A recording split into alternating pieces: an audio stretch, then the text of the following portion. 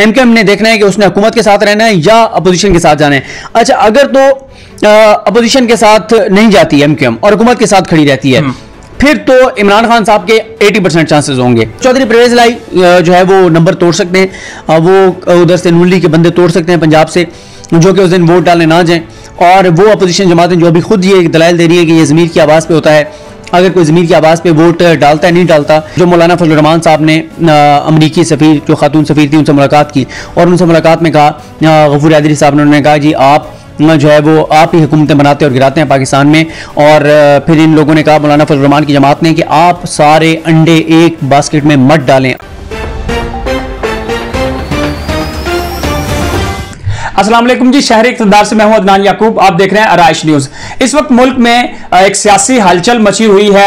हर लम्हे जो है सूरत हाल तब्दील हो रही है। जैसे ही परवेज लाई को वज़ीर आज़म ने वज़ारत आला नामजद किया है, उसके बाद अब सारी नजरें पंजाब पर हो गई हैं। सबसे पहले तहरीक अदम एतमाद आई, वज़ीर आज़म के जाने के कितने % चांसेस हैं, नंबर गेम क्या है, इससे सारी सूरत हाल पर हम बात करेंगे। हमारे साथ सिद्दीक जान साहब मौजूद हैं, सीनियर सहाफ़ी हैं, एक गहरी निगाह रखते हैं सारी सूरत हाल पर। सर, सबसे पहले तो हम जानना चाहेंगे इस वक्त मौजूदा सूरत हाल के मुताबिक नंबर गेम क्या है और वज़ीर आज़म की ये जो सूरत हाल पैदा हुई है इसकी वजह क्या है? देखिए, नंबर गेम की अगर आप बात करें तो नंबर गेम इस वक्त तक तो ये है कि अगर आप मुनहरिफ अरकान को डालें कि वो भी वोट डाल सकते हैं और काउंट भी होंगे, तो फिर तो नंबर गेम इमरान खान साहब के हाथ से निकल चुकी है। लेकिन क्योंकि इस वक्त उनका जो मुनहरिफ अरकान का मामला है वो क्योंकि इस वक्त सुप्रीम कोर्ट ऑफ पाकिस्तान में है और उनके हवाले से अभी कोई उनका मुस्तकबिल डिसाइडेड नहीं है, और वो इसलिए भी शायद वोट कास्ट ना करें कि कहीं ऐसा ना हो कि हम वोट कास्ट कर दें और बाद में सुप्रीम कोर्ट का फैसला है और उसमें वो लिखने की नाअहली जो है वो 3 साल के लिए होगी या 5 साल के लिए होगी या तायात होगी, तो ये उनके सर पर एक तलवार जो है वो लटकती रहेगी। अपोजिशन पूरी कोशिश करेगी कि वो किसी तरह से इत्तेहादियों को साथ मिला के हुकूमत को गिरा दे।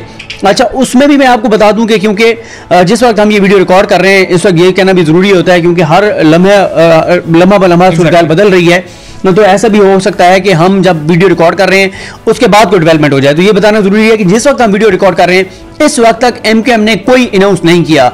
एक तो इस वक्त गेम चेंजर जो है वो एमक्यूएम है। एमक्यूएम ने देखना है कि उसने हुकूमत के साथ रहना है या अपोजिशन के साथ जाना है।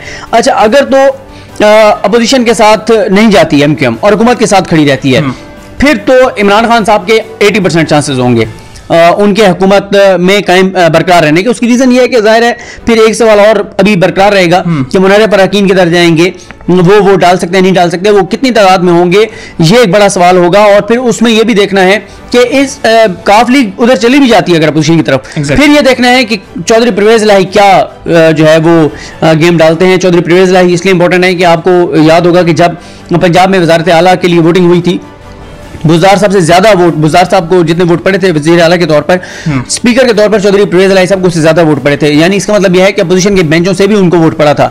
तो चौधरी परवेज लाई जो है वो नंबर तोड़ सकते हैं, वो उधर से नून लीग के बंदे तोड़ सकते हैं पंजाब से, जो कि उस दिन वोट डालने ना जाएं। और वो अपोजिशन जमातें जो अभी खुद ये दलाइल दे रही है कि ये ज़मीर की आवाज़ पे होता है, अगर कोई ज़मीर की आवाज़ पे वोट डालता है नहीं डालता, तो उसका ये होगा कि उसको आप उसकी डिफेक्शन क्लॉज में आप उसको नायल नहीं कर सकते या वो ज़मीर की आवाज़ पे ही वोट दे रहा है। तो ये बहुत इंपॉर्टेंट है। लेकिन इस वक्त तक जब हम बात करें, इस वक्त जब हम ये वीडियो रिकॉर्ड कर रहे हैं, तो इमरान खान साहब के चांसेस 50-50 हैं। कल आपने देखा, परसों आपने देखा, काफ लीग ने जैसे अनाउंस किया कि हम हुकूमत के साथ हैं, तो साथ ही जश्न शुरू हो गया, कहा गया कि जनाब वो गेम पलट दी और ये हो गया वो हो गया और इमरान खान को आप कोई नहीं निकाल सकता। लेकिन मैं इस इत्तेफाक नहीं करता। अभी तक 50-50 गेम है। अभी तक इमरान खान के इक़्तिदार को शदीद खतरात लाक हैं और अभी तक ये नहीं कहा जा सकता कि इमरान खान जो है वो सिक्योर है।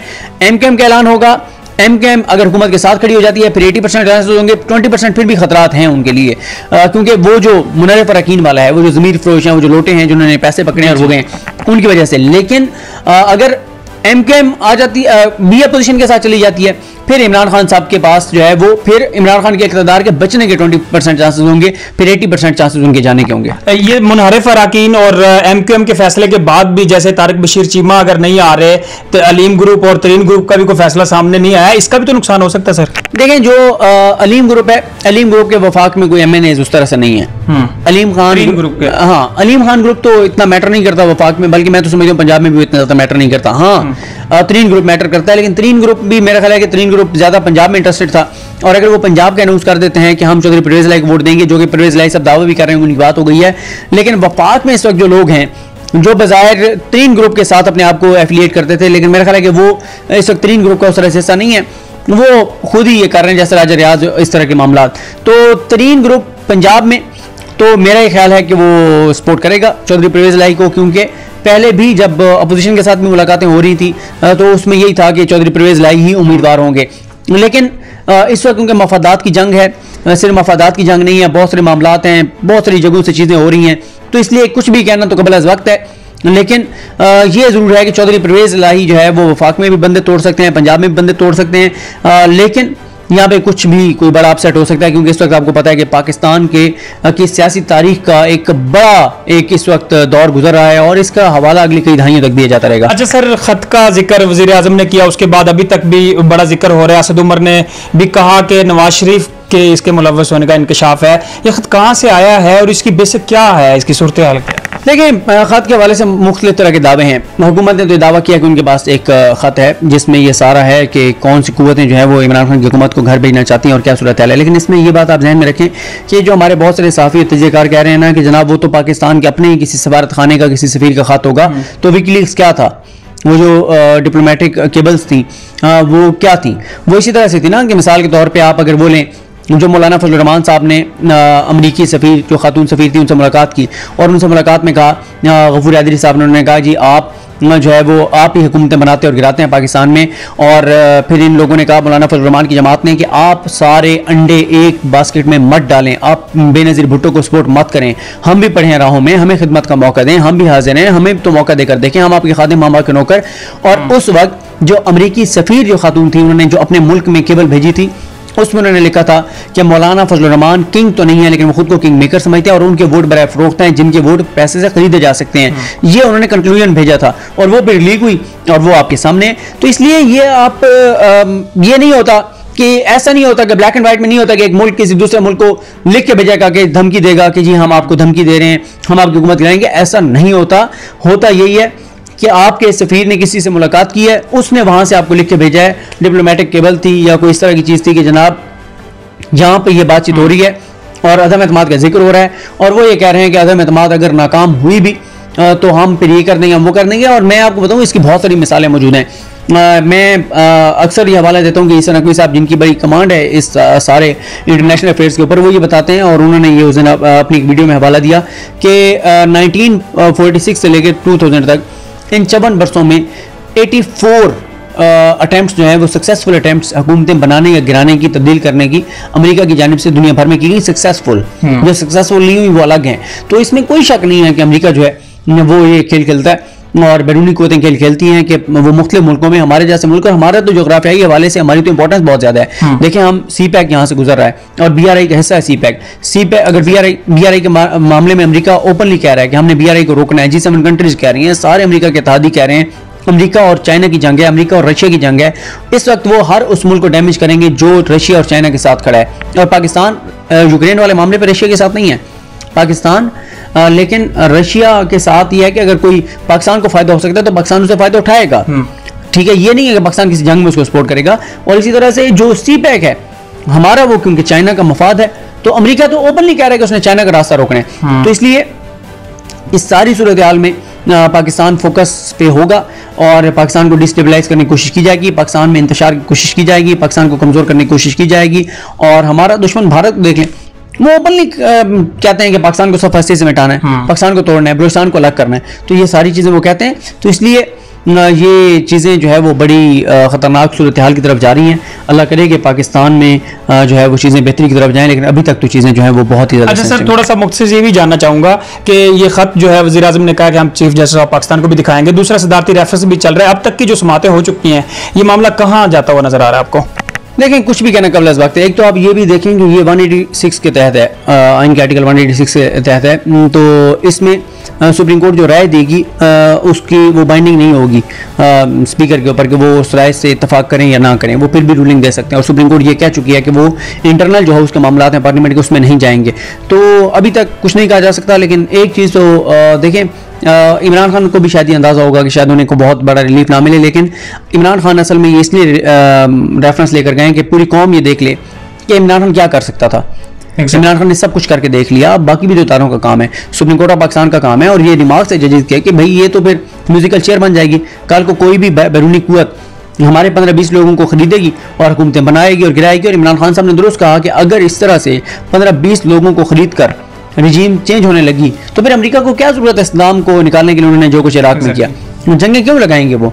अब अगर इतना आसान था हुकूमतें बदलना तो ये रशिया जो है उसको क्या जरूरत थी यूक्रेन के ऊपर चढ़ाई करने की। वहां वो पार्लियामेंट में बंदे खरीदते, बंदे खरीद के और वो हुकूमत बदल देते और वो हुकूमत क्या देती कि हमने नेटो के साथ नहीं जाना और हमने यही चीज़ें नहीं करनी। तो ये तो एक बड़ी ख़तरनाक हम तरफ जा रहे हैं कि कल को कोई भी हुकूमत हो। और बदकिस्मती से हमारे लोग बिकते हैं, इसमें कोई दूसरी राय नहीं है। हमारे यहाँ पे अरकान असम्बली वो ज़ाती मफादात के लिए, पैसे के लिए वो अपना ज़मीर बेचते हैं, अपना सब कुछ बेचते हैं और उनका मफाद पाकिस्तान के साथ नहीं होता, उनका मफाद अपनी ज़ात के साथ होता है। वो अपने वो जिसे कहते हैं ना एक पाव गोश्त के लिए पूरा ऊँट भी ज़बह करने से वो जो है वो गुरेज नहीं करते। अच्छा सर, चूंकि सुप्रीम कोर्ट में जिस तरह समाअत हो रही है, ये मामला वोटिंग से ताखीर का शिकार होगा, यानी इसका फैसला लेट आएगा सुप्रीम कोर्ट का, तो जो मुनहरफ अरकान है वो ये रिस्क लेंगे कि वो हुकूमत के खिलाफ वोट डालें इससे पहले कि सुप्रीम कोर्ट का कोई वाज़ा फैसला हो? मेरा ख्याल है रिस्क नहीं लेंगे, मेरा नहीं ख्याल कि वो इस हद तक जाएंगे और वो रिस्क लेंगे, और मेरा नहीं ख्याल कि वो रिस्क लेंगे और वो शायद वोट ना डालें, और अगर वो डालते भी हैं तो शायद स्पीकर जो है वो उसको काउंट ही ना करें। अच्छा सर, चूंकि जब अपोजिशन ये प्लानिंग कर रही थी कि अगर उनकी हुकूमत आती है तो उन्होंने उसके बाद इलेक्शन की तरफ जाना है, ये जो मामला चल रहे हैं एक जोरों शोर है कि दोबारा इलेक्शन ये कबल वक्त हो सकते हैं या हुकूमत अपनी मुद्दत पूरी करेगी या इसके बाद कोई भी हुकूमत आती है, फिर 4 इलेक्शन आप देख रहे हैं या ये अगले साल ही देख रहे हैं? देखें, मुझे अगला अगर अपोजिशन कामयाब हो भी जाती है तो मुझे तो ये नहीं नजर आया कि 3 से 6 माह भी हुकूमत चला सकते हैं। उसकी वजह कि भानुमती का कुंबा है, 12 जमातें हैं और 12 जमातों में देखें ना कि ये तो छोटी छोटी बातों पे लड़ पड़ते हैं। आप इनकी मीटिंग का कभी अहवाल पूछें, खाने की टेबल पे लड़ पड़ते हैं कि हमारे आगे चिकन रख दिया, फलाने के आगे मटन रख दिया, तो ये तो इस बात पे लड़ पड़ते हैं। तो ये वजारतों पे मुतहद होंगे, कभी भी नहीं होंगे, तो ये नहीं चला पाएंगे हुकूमत। और इमरान खान जब अपोजिशन में बैठे होंगे, इमरान खान सड़कों पर होंगे, इमरान खान टफ टाइम दे रहे होंगे, तो बड़ा मुश्किल हो जाएगा इनके लिए। अच्छा सर, आखिरी सवाल आपसे जानना चाहेंगे कि नवंबर में एक तैनाती होनी है, क्या वज़ीर आज़म उसकी वो तैनाती अपने सियासी मुस्तकबिल के मुताबिक करेंगे? देखें, अभी तो ज़ाहिर है इमरान खान का अपना ये भी नहीं पता कि वो उस वक्त तक वज़ीर-ए-आज़म होंगे भी नहीं होंगे। अगर वो उस तक वज़ीर-ए-आज़म होंगे तो ज़ाहिर है वो अपने इख्तियार के मुताबिक करेंगे। लेकिन उसमें मैं आपको ये बता दूं कि इमरान खान ये जो तासुर है ना कि एक स्पेसिफिक शख्सियत को लगाएंगे, मेरा ख्याल है कि वो इदारे की इनपुट के मुताबिक चलेंगे, वो शायद वो ना करें जिस तरह से क्या है कि स्पेसिफिक शख्सियत किसी को लगाने के हवाले से वो इदारे के इनपुट जरूर लेंगे। थैंक यू सो मच जी। सदीक जान साहब हमारे साथ मौजूद थे। मुल्क की सूरत हाल पे हम बात कर रहे थे, सदारती रेफरेंस चल रहा है उसके ऊपर बात की, काफली जो है इत्तेहादी जमातें वाज़े लाहे अमल क्या होगा इसके ऊपर हमने बात की, तरीन ग्रुप अलीम ग्रुप के ऊपर बात की, और मुल्क की सूरत हाल जो हर लम्हे बदल रही है इसके ऊपर हम बात कर रहे थे। नाजरीन, आज के लिए इतना ही। अपने मेजबान अदनान याकूब को इजाजत दीजिए, अपना बहुत सारा ख्याल रखें। अल्लाह हाफिज।